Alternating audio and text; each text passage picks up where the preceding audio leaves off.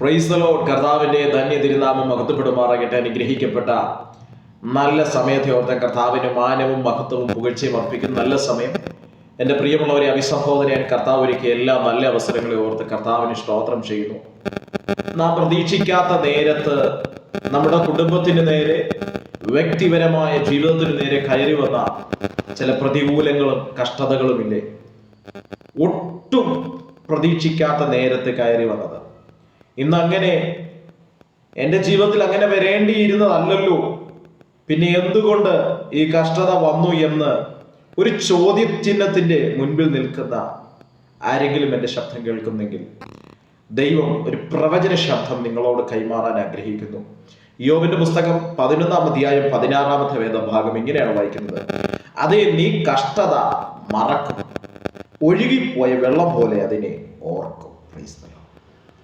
ഈ ഭൂമിയിലെ ഏതൊരു മനുഷ്യനോട് ചോദിച്ചാലും, പണക്കാരൻ, പാമരൻ, ജാതി മത വർഗ വർണ്ണ ഭേദമന്യേ ഏതു മനുഷ്യനോട് ചോദിച്ചാലും കഷ്ടത എന്നത് എല്ലാ മനുഷ്യനും ഉള്ളതാണ്.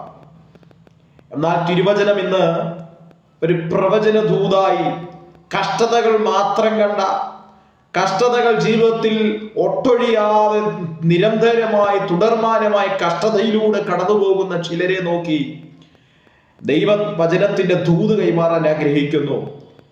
ആ കഷ്ടതയെ മറക്കുമാറാക്കുന്ന ഒരു ദൈവത്തിന്റെ കരം നിങ്ങൾക്ക് വേണ്ടി ചലിക്കും. ഒഴുകിപ്പോയ വെള്ളം പോലെ അതിനെ ഓർക്കും. ദൈവത്തിന് സ്തോത്രം. ഇയ്യോബ് എന്ന ദൈവമനുഷ്യനെ കുറിച്ച് വളരെ ശ്രദ്ധേയമായി നാം പഠിച്ചിട്ടുണ്ട്. ഒരു പഠന വിഷയമായി ചിന്തിച്ചാൽ ദൈവം പോലും സാക്ഷ്യം പറഞ്ഞ മനുഷ്യനാണ് ഇയ്യോബ്. എന്നാൽ അപ്രത്യക്ഷിതമായി തന്റെ ലൈഫിനകത്ത്, തന്റെ കുടുംബത്തിനകത്ത് കയറി വന്ന പ്രതിസന്ധികളും കഷ്ടതകളുമുണ്ട്. യാഗം കഴിക്കുന്നവൻ നീതിമാൻ, നിർമ്മലൻ, ദോഷം വിട്ടകലുന്നവൻ നിഷ്കളങ്കൻ എന്നുള്ള അനുഗ്രഹീതമായ ഒരു ദൈവവൃത്തിയെ, പ്രിയരെ, ആരോടും ഒന്നിനും പോകാത്ത, പ്രാർത്ഥനയിൽ ഉറ്റിരിക്കുന്ന, എല്ലാവരോടും സ്നേഹിക്കാൻ, എല്ലാവരെയും സ്നേഹിക്കുന്ന, എല്ലാവരോടും സഹതാപമുള്ള, നിഷ്കളങ്ക മാർഗത്തിൽ നടക്കുന്ന ഒരു വ്യക്തിയായിരിക്കാം താങ്കൾ. പക്ഷെ താങ്കൾ അനുഭവിക്കുന്ന കഷ്ടത മറ്റാർക്കുമില്ലാത്ത കഷ്ടതയും മറ്റാർക്കുമില്ലാത്ത പ്രതിസന്ധികളുമായിരിക്കാം താങ്കളുടെ ലൈഫിൽ നിരന്തരമായി ഒട്ടൊഴിയാതെ അനുഭവിച്ചു കൊണ്ടിരിക്കുന്നത്. താങ്കളോട് പരിശുദ്ധാത്മാവിനോട് പറയാനുള്ള ഒരു ദൂതുണ്ട്. കഷ്ടതയെ മറക്കുമാറാക്കുന്ന ദിനങ്ങൾ താങ്കളുടെ മുൻപിൽ വെളിപ്പെടാൻ പോകുന്നു. അതേ, ഇവിടെ തന്റെ സ്നേഹിതനായ സോഫർ എന്ന് പറയുന്ന പദങ്ങളാണ് കഷ്ടതയെ മറക്കുമെന്ന് ഇയ്യോബിനോട് പറയുന്ന പദങ്ങളാണ് നാം വായിച്ചു കേട്ടത്. 1-ാം അധ്യായത്തിൽ ദൈവം സാക്ഷ്യം പറയുന്നു. എന്നാൽ 1-ാം അധ്യായം തീരും, 2-ാം അധ്യായം 3-ാം അധ്യായം വായിച്ചു പഠിക്കുമ്പോൾ തന്റെ സ്വത്തുകൾ നഷ്ടപ്പെടുന്നു, ആടുമാടുകൾ നഷ്ടപ്പെടുന്നു, തലമുറകളില്ലാതെയാകുന്നു, തനിക്കുള്ളതെല്ലാം നഷ്ടപ്പെട്ടു, തന്റെ ശരീരം പോലും പുഴുവരിക്കത്തക്ക നിലയിൽ രോഗത്തിന് അടിമയാകുന്നു. എന്തേ എന്റെ ലൈഫിൽ ഇങ്ങനെ വന്നു എന്നൊരു ചോദ്യത്തിന് അവിടെ പ്രസക്തിയുണ്ട്. എന്തുകൊണ്ട് ഇത്രയധികം പ്രാർത്ഥിച്ചിട്ടും, ഇത്രയധികം ദൈവസന്നിധിയിൽ നിഷ്കളങ്കതയോടെ നിന്നിട്ടും എന്റെ ലൈഫിൽ മാത്രം ഇങ്ങനെ വന്നു എന്നൊരു ചോദ്യം അവിടെ ചോദിക്കാനുണ്ട്. പക്ഷെങ്കിൽ ഏതൊരവസ്ഥയിലും, ഏതൊരു പ്രതിസന്ധിയിലും ഒരു ദൈവഭക്തരെ സംബന്ധിച്ച് കടന്നു വരുന്ന പ്രതിസന്ധികൾ, കടന്നു വരുന്ന പ്രതികൂലങ്ങൾ അത് തിന്മയ്ക്കല്ല നന്മയ്ക്കാക്കി മാറ്റുന്ന ഒരു ദൈവമുണ്ടെന്നുള്ളൊരു പൂർണ്ണ നിശ്ചയവും പൂർണ്ണ വിശ്വാസവുമാണ് അവനെ കരം പിടിച്ച് മുൻപോട്ട് നടത്തുന്നത്. ദൈവത്തിന് സ്തോത്രം ചെയ്യുന്നു. ഒട്ടനവധി പ്രതിസന്ധികളും പ്രതികൂലങ്ങളും കണ്ട അനേകരെന്നെ കേൾക്കുന്നുണ്ട്. നിങ്ങളോടൊക്കെ പറയാനുള്ള ഒറ്റ പ്രവചന ശബ്ദമേ ഉള്ളൂ. മറ്റാർക്കുമില്ലാത്ത പ്രതിസന്ധിയും മറ്റാർക്കും അനുഭവിക്കാത്ത കഷ്ടതയും അങ്ങയുടെ കുടുംബത്തിനകത്തും താങ്കളുടെ വ്യക്തിപരമായ ലൈഫിനകത്തും സ്തോത്രം അനുഭവിക്കുന്നെങ്കിൽ ഒറ്റ കാര്യം ഉറപ്പിച്ചോ: മറ്റു പലരോടും ചെയ്യാത്ത ദൈവിക നീതി, മറ്റു പലർക്കും ലഭിക്കാത്ത ദൈവപ്രവൃത്തിയുടെ അനുഭവങ്ങൾ താങ്കളുടെ ലൈഫിൽ കർത്താവ് വെളിപ്പെടുത്തും.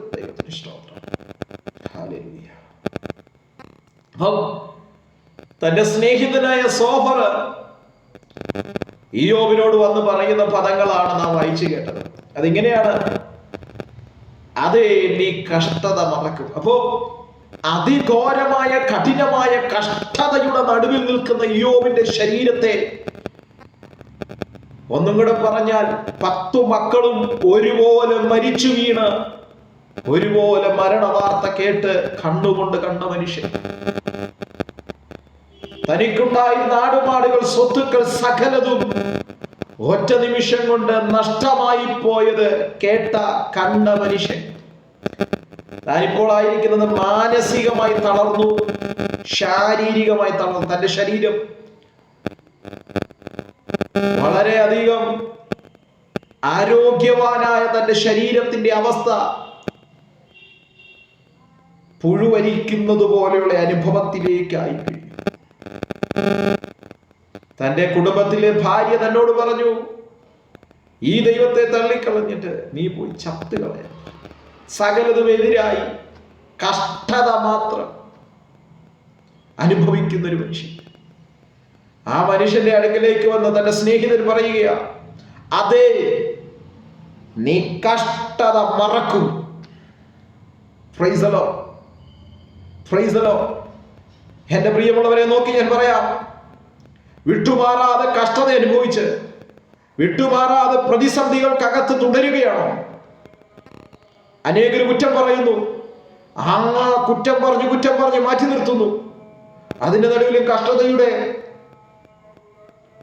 കയ്പ് നീര് കുടിച്ചുകൊണ്ടിരിക്കുകയാണ്.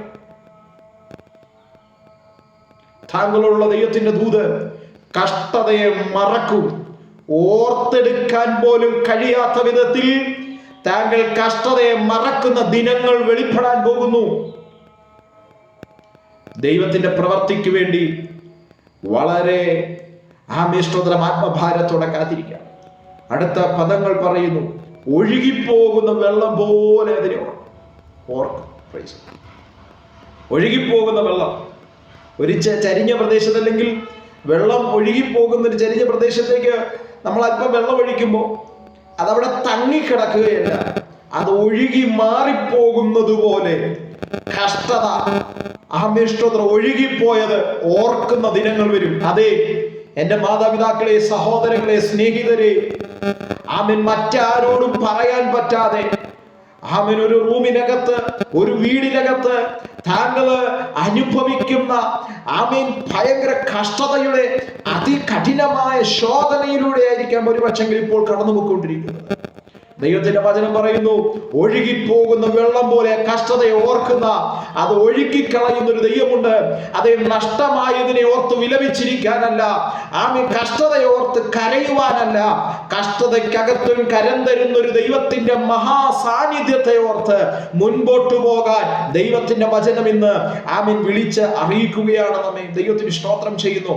2-ാം അധ്യായത്തിലും 3-ാം അധ്യായത്തിലും ആമേൻ സ്തോത്രം, നിരന്തരമായി കഷ്ടതകളുടെ പട്ടികകൾ ഇയ്യോബിന്റെ ജീവിതത്തിൽ വരച്ചു കാണിക്കുമ്പോൾ, അവസാനത്തെ അധ്യായത്തിലേക്ക് വരുമ്പോൾ എന്തൊക്കെ തന്റെ ലൈഫിൽ നഷ്ടപ്പെട്ടോ, എന്തൊക്കെ തന്റെ ലൈഫിൽ നിന്ന് ശത്രു അപഹരിച്ചു കൊണ്ടുപോയോ, എന്തൊക്കെ തന്റെ ലൈഫിനകത്ത് ഇല്ലായ്മയായി പോയോ, അതൊക്കെ ഇരട്ടിയായി നൽകിക്കൊടുത്ത് ആദരിച്ചൊരു ദൈവത്തിന്റെ കരമോട് ചലിക്കുകയാണ്. ഇന്ന് എന്നെ കേട്ടുകൊണ്ടിരിക്കുന്ന എന്റെ മാതാപിതാക്കളോടും സഹോദരങ്ങളോടും, അങ്ങ് അനുഭവിക്കുന്ന കഷ്ടത ആമേൻ അങ്ങയുടെ കൂട്ടത്തിലുള്ള ആർക്കും കാണത്തില്ലായിരിക്കാം, അങ്ങയുടെ സഹോദരങ്ങളിൽ ആർക്കും കാണത്തില്ലായിരിക്കാം, കൂടെ സഹകരിക്കുന്നവരിൽ ആർക്കും കാണത്തില്ലായിരിക്കാം. അങ്ങ് മാത്രമായി കഷ്ടത അനുഭവിക്കുന്നത് എന്തേ എന്നൊരു ചോദ്യമുണ്ട്. പക്ഷേ അതിന്റെ നടുവിലും അവർക്കാർക്കും കൊടുക്കാത്ത, അവരോട് ആർക്കും ഇല്ലാത്തൊരു മഹാസ്നേഹവും മഹാദൈവത്തിന്റെ പ്രവൃത്തിയും നിങ്ങളുടെ ലൈഫിൽ കർത്താവ് ഈ ദിവസങ്ങളിൽ വെളിപ്പെടുത്തും. സ്തോത്രം. അതേ പ്രിയമുള്ളവരെ, കഷ്ടതയെ മറക്കുമാറാക്കുന്ന ദിനങ്ങൾ വെളിപ്പെടും. പ്രതിസന്ധികളെ മറക്കുമാറാക്കുന്ന ദിനങ്ങൾ വെളിപ്പെടും.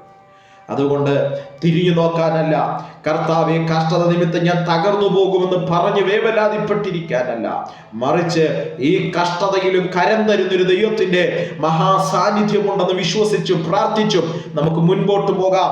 ആ ദൈവത്തിന്റെ കരത്തിലേക്ക് നമുക്ക് പിടിക്കാം, ദൈവത്തിന്റെ മുഖത്തേക്ക് നോക്കാം. വിശ്വാസത്തോടെ, അതിധൈര്യത്തോടെ നമുക്ക് മുൻപോട്ട് പോകാൻ പരിശുദ്ധാത്മാ കൃപ തരട്ടെ. കഷ്ടതയെ മറക്കുമാറാക്കുന്ന ദൈവം ഒഴുകിപ്പോകുന്ന വെള്ളം പോലെ ഇതിനെ ഓർക്കുന്ന സമയങ്ങൾ വെളിപ്പെടും. വളരെ പ്രാർത്ഥനയോടെ, ദൈവാശ്രയ ബോധ്യത്തോടെ ദൈവസന്നിധിയിൽ മുൻപോട്ട് പോകാം. കർത്താവ് വചനങ്ങളാൽ നമ്മെ അവരെയും അനുഗ്രഹിക്കട്ടെ. God bless you.